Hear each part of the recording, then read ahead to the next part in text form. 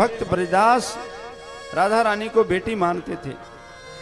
एक बार की बात है कि एक बूढ़े से संत थे, लगभग 85 वर्ष या 90 वर्ष की आयु रही होगी। शरीर में अनेक बीमारियां थी, चलने फिरने में बड़ी परेशानी थी। उनको बरसाने से नंदगांव जाना था, सामान बहुत था, साथ में साधन कुछ नहीं था। उन्होंने सोचा कि यदि कोई हमारा सामान नंदगांव तक पहुंचा दे तो हम अब अंतिम समय अपना नंदगांव में ही काटना चाहते हैं। तो उनको भक्त ब्रजदास मिल गए। भक्त ब्रजदास ने कहा कि कोई बात नहीं, चिंता की कोई बात नहीं है, मैं जाकर के और आपके सामान को पहुंचा दूंगा। संत ने कहा देखो भैया, मैं बुढ़ा हूं, मेरा शरीर काम नहीं करता, चला जाता नहीं, श्वास की बीमारी है, इसलिए सुबह जल्दी चलना।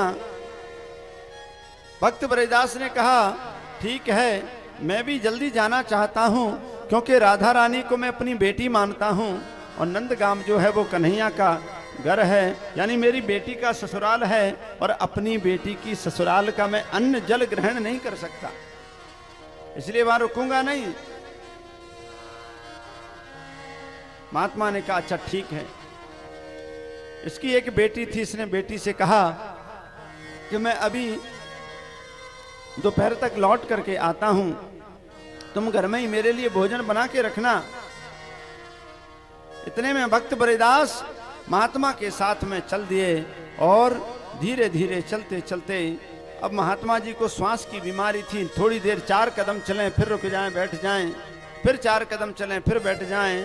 सज्जनों, जेठ का महीना था, भयंकर गर्मी पड़ रही थी।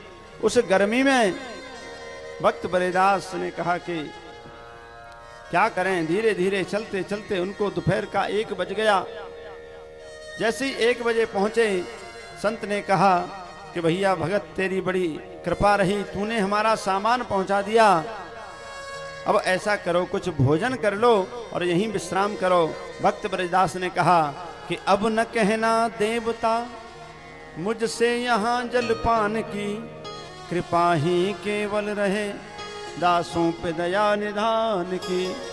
कि जिंदगी में आज बरसाने से आया मैं यहाँ, मैं आज जिंदगी में पहली बार बरसाने से नंदगांव आया हूँ।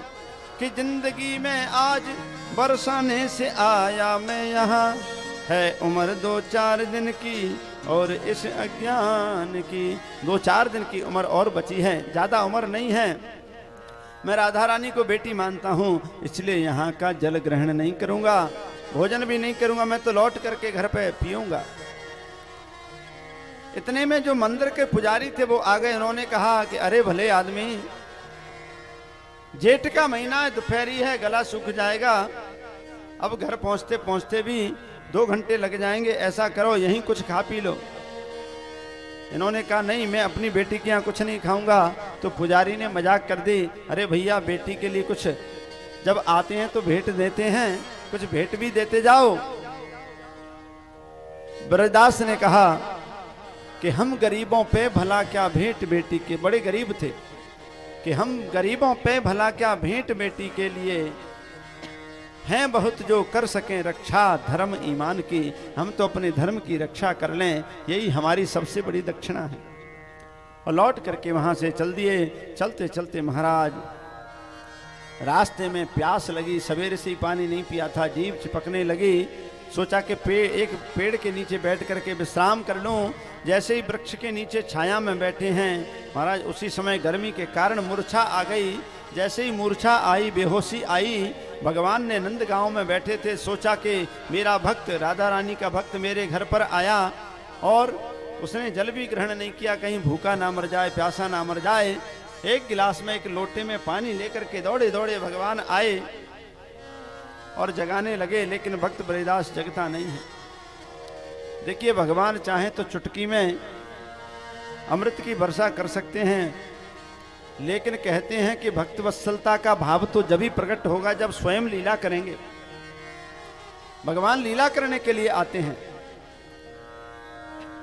भगवान स्वयं जल लेकर के आए, सोचा कि मेरे हाथ से नहीं पिएगा, लगता है राधा रानी को अपनी पुत्री मानता है, इसलिए उसी के हाथ से पिएगा।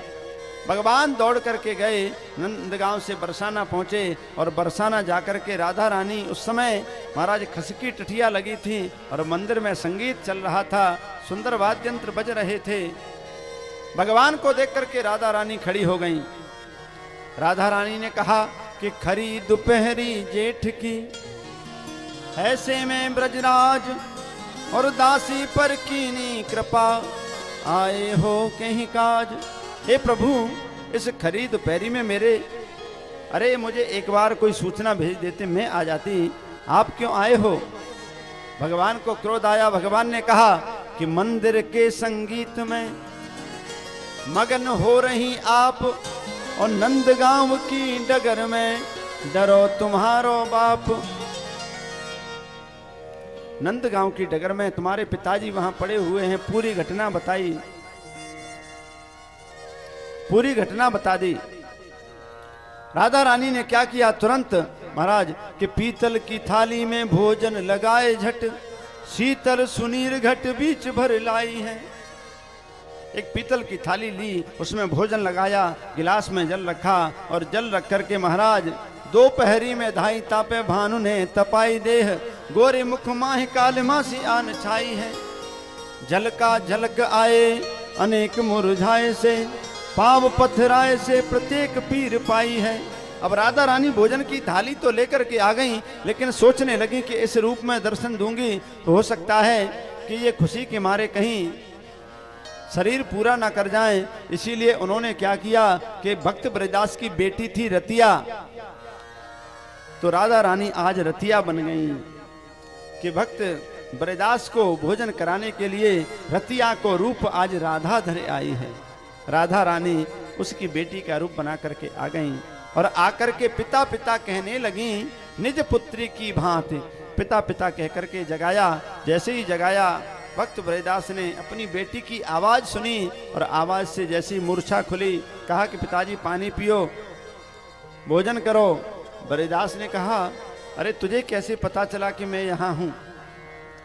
बोले मैंने सोचा कि पिताजी गए हैं नंदगांव और वहाँ पानी नहीं पिएंगे, भोजन नहीं करेंगे, कहीं भूख प्यास लगी होगी ज़्यादा, तो मैं भोजन लेकर के सीधी यहीं चली आई। भक्त ब्रजदास बोले, बिटिया तेरे हाथ का जल पी करके तो आनंद आ गया, बहुत जोर की प्यास लगी थी।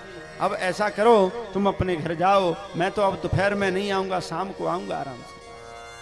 सुंदर भोजन किया। आज भोजन में इतना स्वाद आया कि रोम रोम पुलकित होने लगा भक्त ब्रजदास का।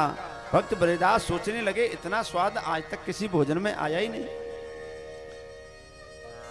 और भक्त ब्रजदास ने जब शाम हुई, घर लौट करके आए, रतिया बेटी से बोले, बेटी तूने तो आज मेरे प्राण बचा लिए। जो बेटी थी रतिया, उसने कहा, पिताजी मैंने तो कुछ नहीं किया, प्राण आपके कैसे बचा लिए? इसने कहा कि तुम भोजन लेकर के नहीं जाती तो लगता है आज मेरा अंत हो जाता, मेरे प्राण निकल जाते।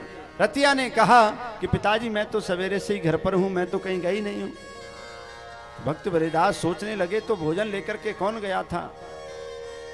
मन में विचार करने लगे और जैसे ही वो छवि का दर्शन करने लगी, अपनी बेटी की छवि में ही राधा रानी की छवि दिखाई देने लगी, रोम रोम पुलकित होने लगा और समझ गए कि आज तो साक्षात राधा रानी ही मुझे भोजन देने के लिए